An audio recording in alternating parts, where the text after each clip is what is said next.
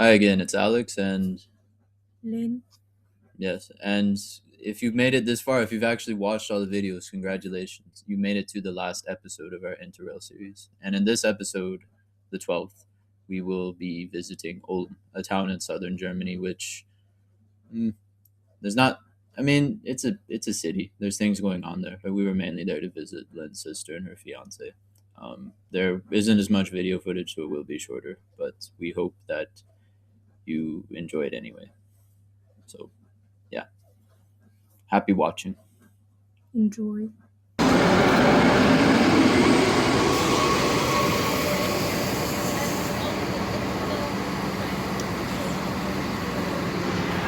If you watched our previous Strasbourg video, you remember that our train leaving Strasbourg, the one we had to pay 40 euros for seat reservations for, was delayed.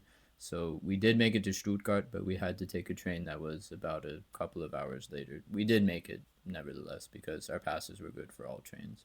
So, quiz, can you find our train? Pause the video here and see if you can.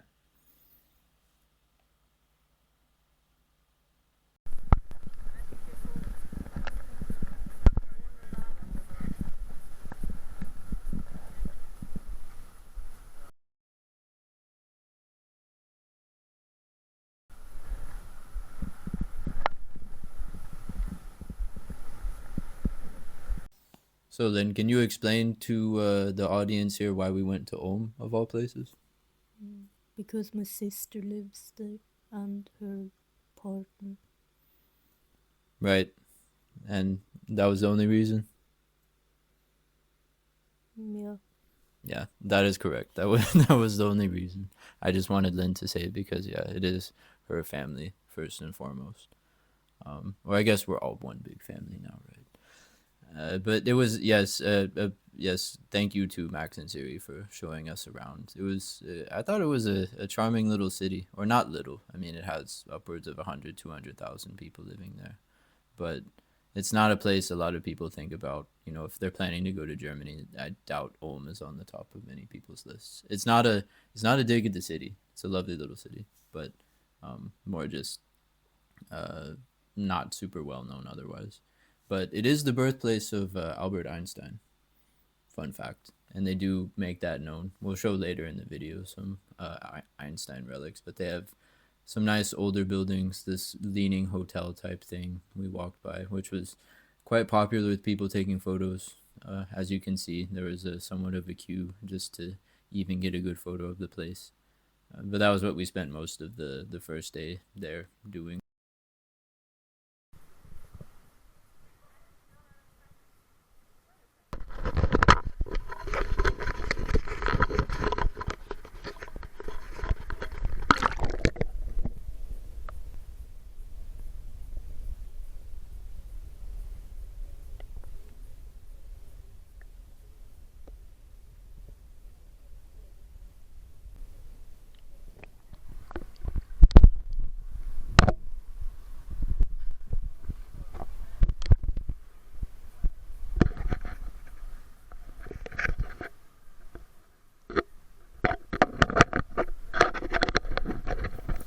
Because we didn't really know about the city just because of its relative obscurity, at least in the eyes of foreigners like us.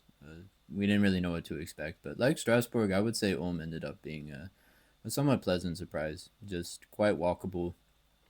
Still a fairly large city. They even had a tram system, I think a couple of lines. They have train stations, and it's built out in a larger urban area and split between two German states because Ulm proper is in the state of Baden-Württemberg, but then um, Max and Siri live in Neu-Ulm, which is part of Bavaria.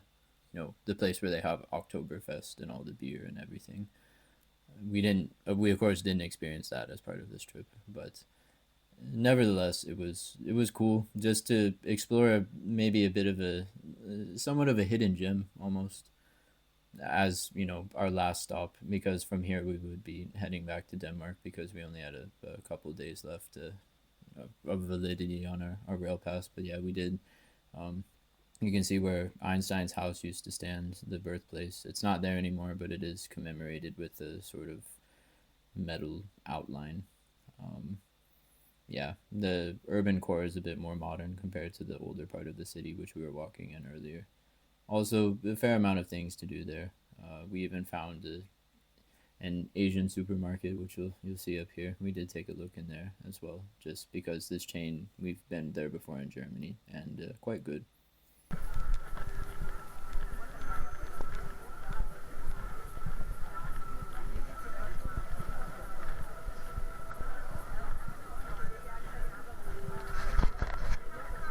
Now to address the elephant in the room, or that giant church towering over everything else in the town. Would you like to tell us what is so special about that church, then? It's the tallest church tower in the world. It was the tallest church tower in the world. It's since been surpassed by La Sagrada Familia in Barcelona, but it still holds the title of world's tallest completed church because it is complete. It was complete in the 1800s, and it was the world's tallest church for about 150 years. So that's quite a feat. But yeah, of all places in Ulm, Germany, the world's tallest church tower. Go figure. Well, up until recently.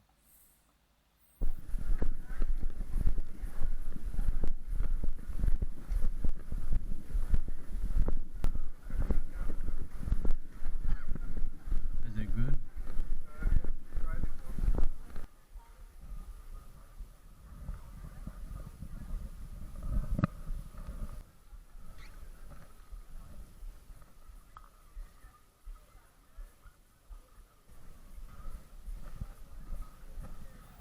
Having seen a bit of the old and the new parts of town, we headed for the main attraction, i.e., the Ulm Church Tower, to see if we could go up to the top. And luckily, we could.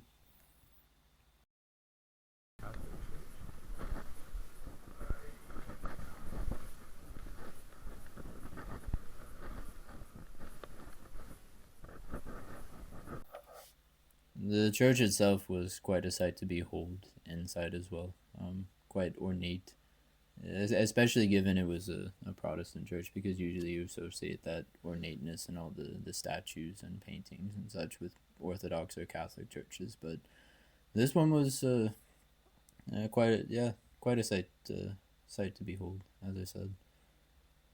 What were your thoughts? It was pretty. Yeah, of course, the main objective was to try and go up this tall church tower, which we had to do ourselves. No elevators, so yeah, you get a snapshot of us here climbing up more church towers. If you've seen previous episodes of this series, you've also seen us do this before. So this is nothing new to you, but just a new location and a new church, and the world's highest church tower. Okay, technically second now, but we'll keep saying world's highest until La Sagrada Familia is finished. But yeah, it took a bit, so we gotta skip ahead a bit. We don't need to see everything in detail here, right? Um, but how long did it take to actually get to the top of it? Do you remember? No. No. I want to say at least 20, 30 minutes because we made it up to an intermediate level, right? And then we had to go up another maybe like 50 meters or something to actually reach the top point we could.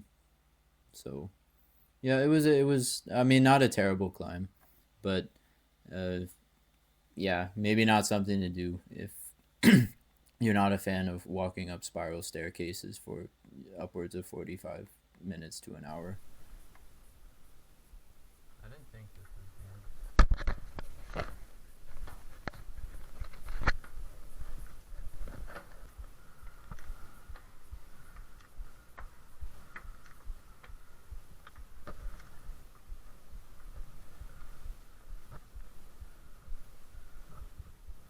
So how was the climb up Old Munster? It was rough, Describe rough. exhausting. Yeah, I would also share that sentiment. Again, it's an old church tower and it's the world's tallest, so you can't expect to have elevators or escalators or anything, which makes the climb easier. But the view, I would say the views made it worth it though.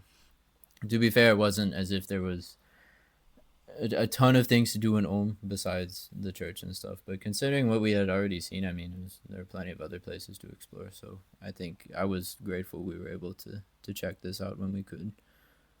Um, yeah, just to get a bird's eye view of the city and all the surroundings and see where we were earlier. And yeah, take a break before we headed down.